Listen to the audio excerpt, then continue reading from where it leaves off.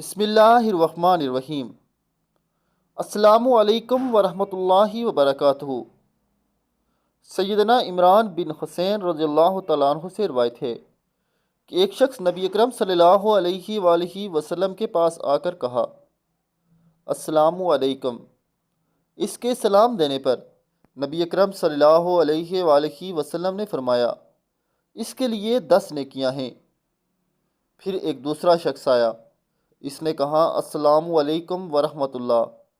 نبی اکرم صلی اللہ علیہ وآلہ وسلم نے اس کے سلام دینے پر فرمایا، اس کے لیے 20 نیکیاں ہیں۔ پھر ایک اور آدمی آیا اور اس نے کہا، السلام علیکم ورحمۃ اللہ وبرکاتہ۔ نبی اکرم صلی اللہ علیہ وآلہ وسلم نے فرمایا، اس کے سلام دینے پر اس کے لیے 30 نیکیاں ہیں۔